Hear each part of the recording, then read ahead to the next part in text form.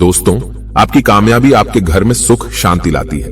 आपका हमेशा मुस्कुराना, हमेशा खुश रहना और स्वस्थ रहना जीवन की बेहतरीन खुशियां देता है और आपको इस दुनिया का सबसे सुखी इंसान भी बनाता है। आज की जो कहानी मैं आपको सुनाने जा रहा हूं, इस कहानी में सारी दुनिया का ज्ञान समाहित है और सभी मुसीबतों का समाधान भी है। इसलिए इस कहानी को आप अंत तक जरूर देखिएगा। बहुत समय पहले की बात है। एक छोटा सा नगर था। उस नगर में एक बहुत ही धनी सेठ रहा करता था। उस धनवान सेठ के पास कहने को सब कुछ था, किसी चीज की कोई कमी नहीं थी। उस धनवान सेठ ने अपने जीवन में बहुत बड़े बड़े मुकाम हासिल किए थे। उसने अपने जीवन में कई सफलताएं प्राप्त की थी। वह जिस नगर में भी व्यापार करने जाता, वहां पर भी उसे सफलता मिलना निश्चित था। वह अपने जीवन में कभी भी हारा नहीं था। उसका व्यापार भी खूब जोरों शोरों से चल रहा था। उसके पिताजी ने उसे ऐसी 4 बातें बता रखी थी जिसका वह नियमित पालन किया करता था और उन्हीं बातों का अनुसरण किया करता था। और उन्हीं बातों की वजह से उसका जीवन बड़ा ही सुखमय था। वह जीवन के हर क्षेत्र में सफल था। ऐसे ही काफी समय बीत गया और अब वो धनवान सेठ काफी बूढ़ा हो चुका था। अब उसे लगने लगा था कि मेरी मृत्यु बहुत नजदीक है। मेरी मृत्यु कभी भी हो सकती है। और वह जानता था कि उसका बेटा बहुत भोला है, बहुत नादान है। उसे अभी दुनियादारी की समझ नहीं है। इसलिए उसने अपने बेटे को अपने पास बुलाया और अपने बेटे से कहा, बेटा, मैंने अपने पिताजी से 4 बातें सीखी थी और उन्हीं बातों को मैंने अपने जीवन में उतारा। उन्हीं के अनुसरण की वजह से आज मैं अपने जीवन में इतना सफल हूं, अपना जीवन सुखमय पूर्वक बिता रहा हूं। उन्हीं बातों की वजह से आज मैं इतना सुखी हूं, संतुष्ट हूं और इतना धनवान हूं। ना ही कभी मुझे कोई बीमारी हुई और ना ही मुझे कभी कोई धन की कमी हुई। और तुम देख ही पा रहे हो कि मैं इस नगर का सर्वश्रेष्ठ धनवान हूं। लेकिन आज मेरे पास जो कुछ भी है, मैं उससे संतुष्ट हूं, मैं खुश हूं। लेकिन मैं चाहता हूं कि तुम मुझसे भी आगे बढ़ो। तुम और नाम कमाओ, तुम और धन कमाओ। लोग तुम्हारे बारे में जाने, तुम्हें पहचाने, क्योंकि हमारा समय कुछ और था और तुम्हारा आने वाला समय कुछ और ही है। उस धनवान सेठ ने अपने बेटे को अपने और करीब बुलाया और उससे कहने लगा, बेटा, आज मैं तुमको दुनिया की ऐसी 4 महत्वपूर्ण बातें बताने जा रहा हूं जो मुझे मेरे पिताजी ने बताई थी और इसी के कारण आज मैं इतना सफल हूं।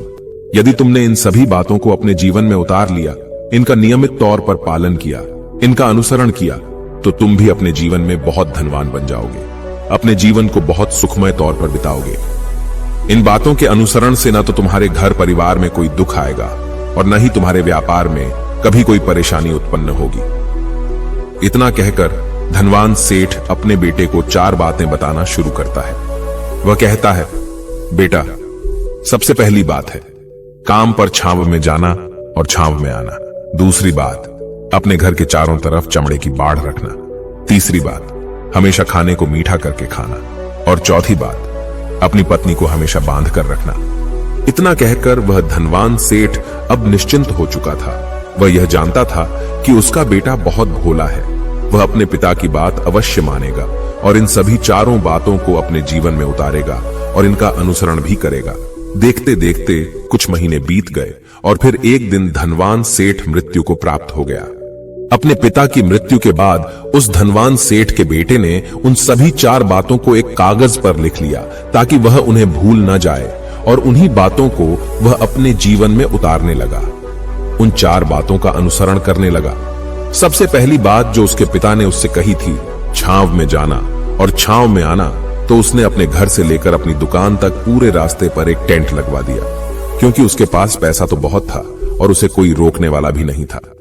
जब भी कोई उससे पूछता कि आखिर तुमने ऐसा क्यों किया, तो वह उसके जवाब में बस इतना ही कहता कि मेरे पिताजी ने मुझसे ऐसा ही करने को कहा है। इसके बाद उसने अपने पिता की अगली बात का अनुसरण किया।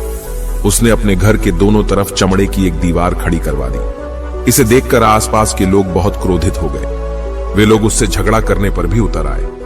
कई लोगों ने तो यह तक कह डाला कि आखिर तुमने ऐसा क्यों किया? चमड़े की बाड़ तुमने क्यों खड़ी करवा दी?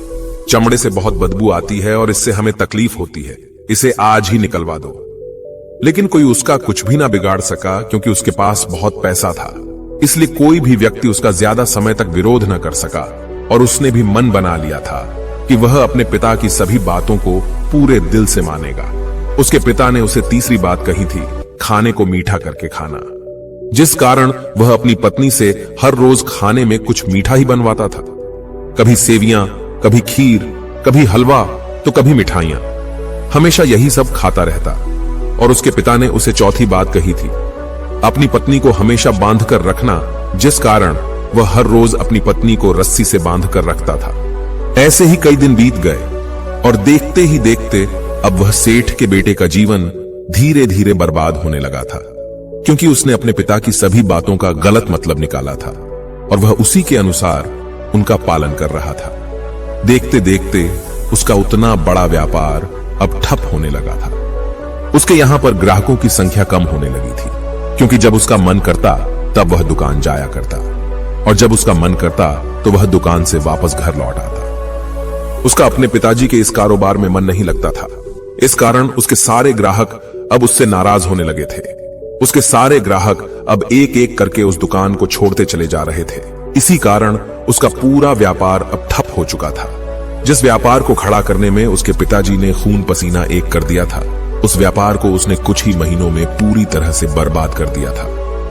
अब उसका धंधा बहुत कम हो चुका था, जिस कारण वह बहुत परेशान रहता था।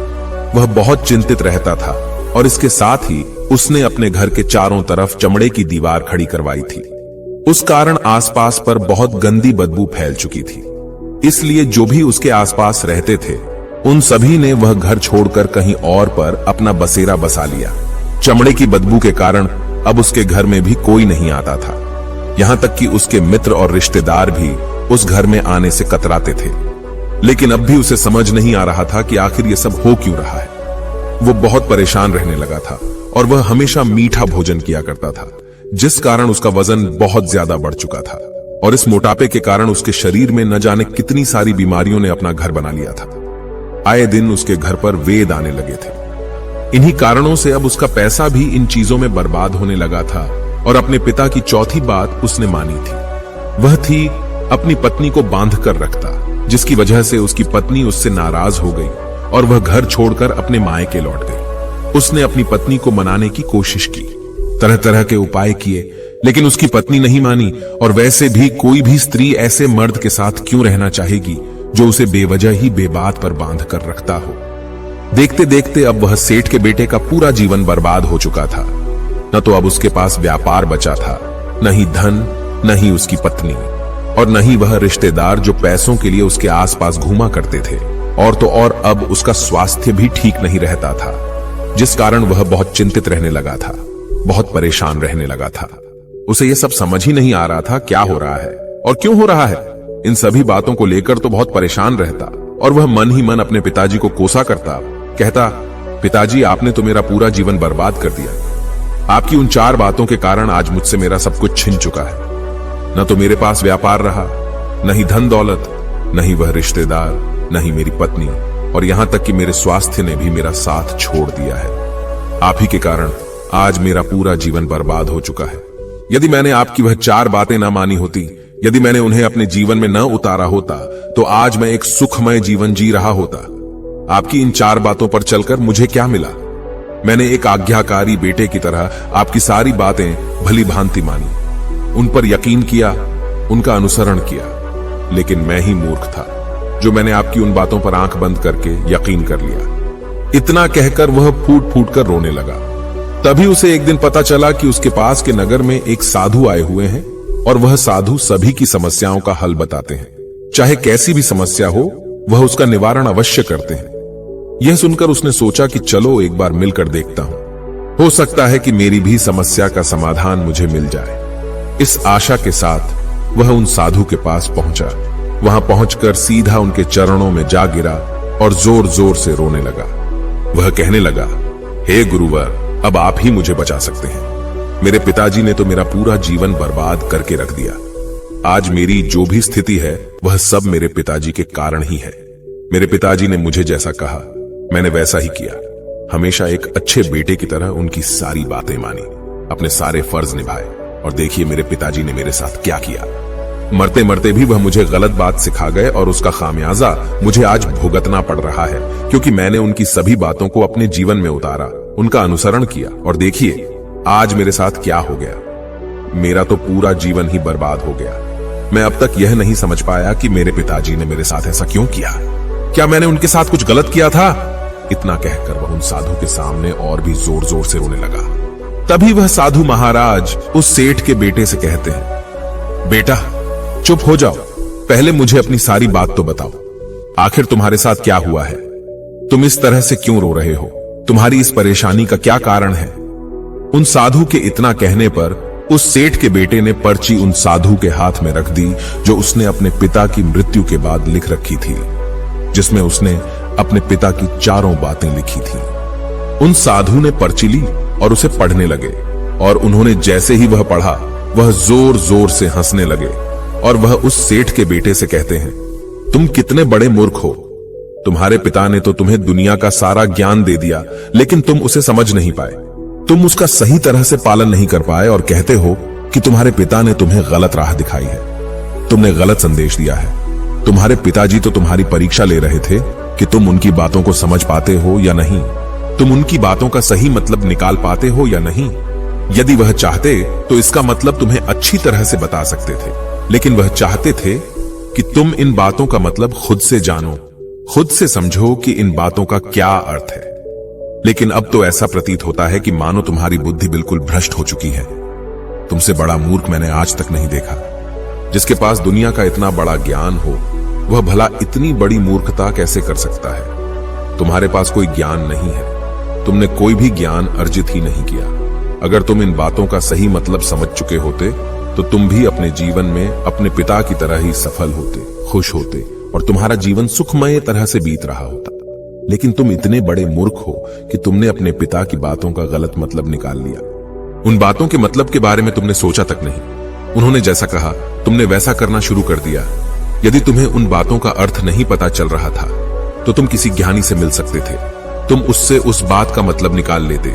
लेकिन जैसा तुमने अपने पिता की इन बातों को समझा है, इसका मतलब वैसा नहीं है। इस पर वह धनवान सेठ का बेटा कहता है, हे गुरुवर, आप क्या कहना चाहते हैं?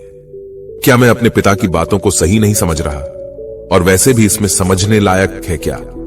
उन्होंने तो सब कुछ साफ साफ ही बताया था और मैंने उन्हें अपने जीवन में उसी तरह से उतार लिया। तो फिर मैंने गलत क्या किया है?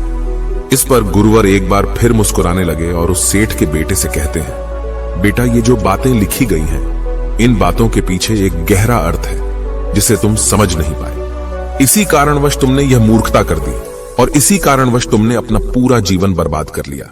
लेकिन अब भी कुछ नहीं बिगड़ा, अब भी तुम्हारे पास बहुत समय है। यदि तुम चाहो तो अब से मेहनत करके भी तुम अपने जीवन में एक बार फिर से वह खुशहाली व समृद्धि सब कुछ हासिल कर सकते हो। इस पर वह सेठ का बेटा कहता है, ठीक है, कृपया करके मुझे उन चारों बातों का मतलब समझाइए। आखिर उन चार बातों का क्या अर्थ है? इस पर साधु सेठ के बेटे को कहते हैं, तुम्हारे पिताजी ने तुमसे कहा था काम पर छांव में जाना और छांव में आना। इसका मतलब यह है सूर्य निकलने से पहले ही तुम दुकान पर पहुंच जाना और सूर्यास्त होने के बाद ही तुम वापस घर आना, जिससे तुम्हें दुकान पर अधिक से अधिक समय मिल पाएगा। तुम उस काम को अच्छी तरह समझ पाओगे, उस काम को अच्छी तरह से कर पाओगे, उस काम को बढ़ाने में तुम अपना दिमाग लगा पाओगे और तुम अपने काम में तरक्की कर पाओगे। लेकिन तुमने तो इसका गलत ही मतलब निकाल लिया।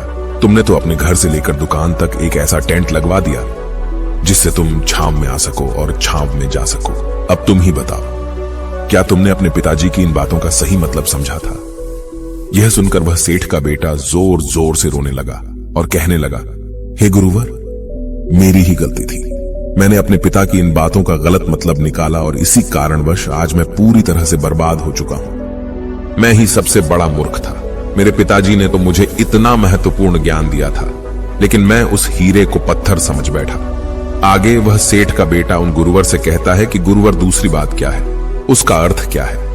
आगे गुरुवर दूसरी बात का अर्थ समझाते हुए कहते हैं, चमड़े की बाड़ करवाना।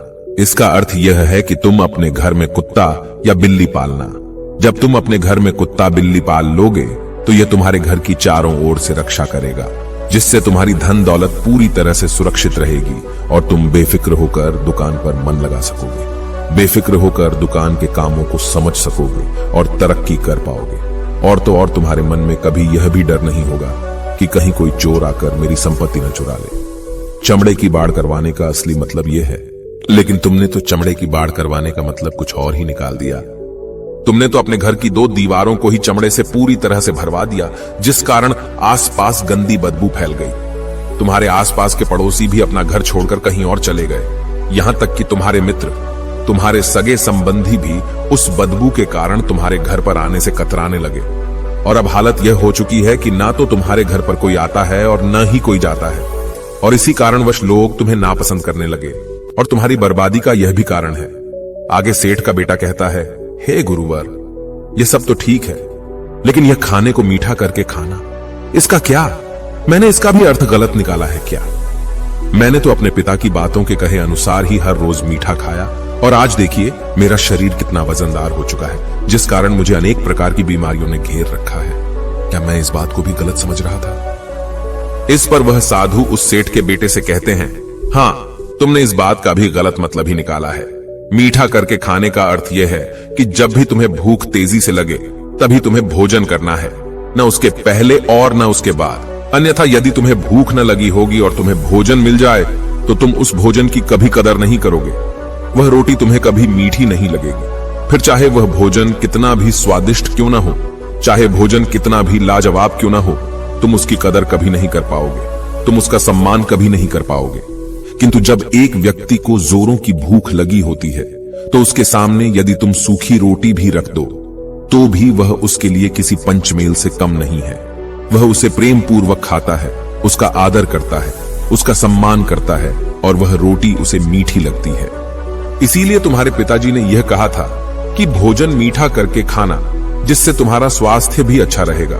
क्योंकि जब एक व्यक्ति को भूख लगी होती है और उस समय पर जब वह भोजन करता है तो वह उसके लिए एक अमृत समान होता है, और वहीं पर जब किसी व्यक्ति को भूख न लगी हो और ऐसे समय पर वह भोजन करता है तो वह उसके लिए विष समान है, वह उसे बहुत नुकसान पहुंचा सकता है। लेकिन तुमने तो इसका भी गलत मतलब निकाला था। तुम हर रोज मीठा खाने लगे, जिस कारण तुम्हारा वजन बढ़ने लगा, और इसी कारणवश तुम्हारे शरीर में अनेक रोग ने अपना घर बना लिया और यह तुम्हें मृत्यु के करीब ले जा रहा था। इसलिए आज से जब भी तुम्हें जोरों की भूख लगे तभी भोजन करना तुम्हारे लिए अत्यधिक फायदेमंद होगा और तुम्हारे शरीर को हमेशा निरोगी बनाने में तुम्हारी मदद करेगा। और जब भी तब भोजन की आवश्यकता न हो, तुम्हें भूख न लगी हो, ऐसे समय पर भोजन कभी न करना, यह तुम्हारे लिए बहुत नुकसानदायक साबित होगा। और यही तुम्हारी तीसरी गलती थी, जिस कारण तुम्हारा पूरा जीवन बर्बाद हो रहा था। आगे सेठ का बेटा कहता है, चौथी बात तो बिल्कुल साफ लिखी गई है, अपनी पत्नी को हमेशा बांध कर रखना, तो इसका अर्थ भी कुछ और है। क्या मैंने इसका भी गलत मतलब निकाला है? इस पर साधु कहते हैं, हाँ बेटा, अपनी पत्नी को बांध कर रखने का अर्थ यह नहीं है कि तुम रोज रस्सी से बांध कर रखो, बल्कि इसका अर्थ तो यह है कि जब भी तुम दोनों के बीच में कोई आपसी मतभेद हो जाए, कुछ नोक झोंक हो जाए, तो तुम अपनी पत्नी पर हाथ मत छोड़ना। जब तक एक स्त्री का पति उसके साथ रिश्ते में बंधा होता है तो वह अपने रिश्तों में बंध जाती है और वह अपने रिश्ते को पूर्ण तरीके से निभाने का हर मुमकिन प्रयास करती है। और ऐसे समय पर यदि तुम्हारे बीच कुछ नोक झोंक हो जाए, कुछ गलतियां हो जाए, और ऐसे समय पर तुम उस स्त्री का हाथ नहीं छोड़ते, तो वह तुम्हें छोड़कर कभी नहीं जाएगी। लेकिन इसका अर्थ यह भी नहीं है कि तुम अपनी पत्नी पर अत्याचार करो, बल्कि तुम्हारे पिताजी यहां पर कहना चाहते थे कि जो भी कोई व्यक्ति तुम्हारे साथ किसी रिश्ते में जुड़ा हुआ है, उसे अपने रिश्ते में इस तरीके से बांध लो कि वह तुम्हारे साथ झगड़े और नोक झोंक के बाद भी नुकसान न पहुंचा सके, वह तुम्हारे साथ कुछ गलत न कर सके और तुम्हारा फायदा न उठा सके। अपने रिश्तों को हमेशा बांध कर रखना, उन्हें खुला मत छोड़ना, अन्यथा वह तुम्हारे हाथ से फिसल जाएंगे। और हम में से अधिकांश लोग अपने जीवन में यही गलतियां करते हैं और अपने नए रिश्तों को कभी समय नहीं देते, जिस कारण उनका रिश्ता उतना मजबूत नहीं हो पाता और इसी कारणवश वह अपने रिश्ते से हाथ धो बैठते हैं। और यही गलती तुमने भी की। तुमने तो अपनी पत्नी को बांध कर रखा था, तो भला वह तुम्हें कैसे माफ कर सकती है? और यही कारण है कि वह तुम्हें छोड़कर चली गई। तुमने जो अपनी पत्नी के साथ किया वह माफी के लायक नहीं है, लेकिन तुम्हें अपनी पत्नी से माफी मांगनी चाहिए क्योंकि तुमने गलत किया है। इसलिए जाओ और अपनी पत्नी से माफी मांगो, उसे वापस घर लाओ। और यही वह 4 बातें थीं जो तुम्हें तुम्हारे पिता ने समझाने का प्रयास किया था, लेकिन तुमने इन सभी बातों का गलत मतलब निकाला और इसी कारणवश तुम पूरी तरह से बर्बाद हो गए। किंतु अभी भी तुम्हारे पास बहुत समय है। यदि तुम इन सभी बातों का सही से अनुसरण करते हो तो तुम अपने जीवन में एक बार फिर से वह सब कुछ हासिल कर सकते हो जो तुमने खोया है। ये सारी बातें हमारे जीवन की पूरी परेशानियों का समाधान है। तुम किसी भी तरह से इनको देख सकते हो। यदि तुम कामयाब होना चाहते हो तो तुम्हें मेहनत करनी ही होगी। सूर्य निकलने से पहले तुम्हें अपने घर से निकलना होगा और हमेशा सूर्य के ढलने के बाद ही तुम्हें घर वापस लौटना होगा, ताकि धन दौलत को कोई तुमसे छीन न ले। तुम्हें अपने रिश्तों को कुछ इस तरीके से बांधना होगा ताकि वह रिश्ते तुम्हें परेशान न करें, तुम्हें तकलीफ न पहुंचाएं, तुम्हारा फायदा न उठाएं। और हमेशा एक अच्छा और स्वस्थ भोजन करना जब तुम्हें भूख लगी हो, ताकि तुम्हें जो भी सांसें मिली हैं तुम उसे खुशी खुशी जी सको। और अपने रिश्तों को हमेशा बांध कर रखना, उन्हें खुला मत छोड़ना, अन्यथा वह तुम्हारे हाथ से फिसल जाएंगे। और अपने घर में अवश्य ही कुत्ते या बिल्ली को जरूर पालना, ताकि तुम्हारा धन हमेशा सुरक्षित रहे। इन सभी बातों का अपने जीवन में अनुसरण करने के बाद तुम अपने जीवन में सब कुछ एक बार फिर पा सकते हो जो तुमने आज तक खोया है। और हो सकता है कि तुम इससे भी अधिक उन्नति कर पाओ, इससे भी अधिक समृद्धि पा सके, अपने जीवन को खुशहाल और सुखमय बना सके। इतना कहकर साधु शांत हो गए और सेठ का बेटा भी अपनी सभी गलतियों को समझ चुका था। उसने उन गुरु को प्रणाम किया और वापस अपने घर लौट गया। उसने उन सभी चारों बातों को अपने जीवन में उतारा, उनका सही सही अनुसरण किया। उसके बाद से उसके जीवन में सकारात्मक प्रभाव दिखने लगे। वह एक बार फिर से अपने व्यापार को खड़ा करने में सफल रहा।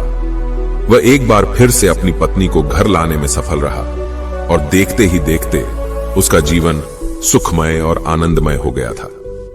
मुझे उम्मीद है कि आपको यह कहानी पसंद आई होगी और आपने इससे कुछ सीखा होगा।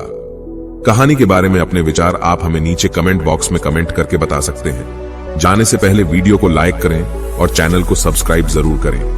नमो बुद्धाय।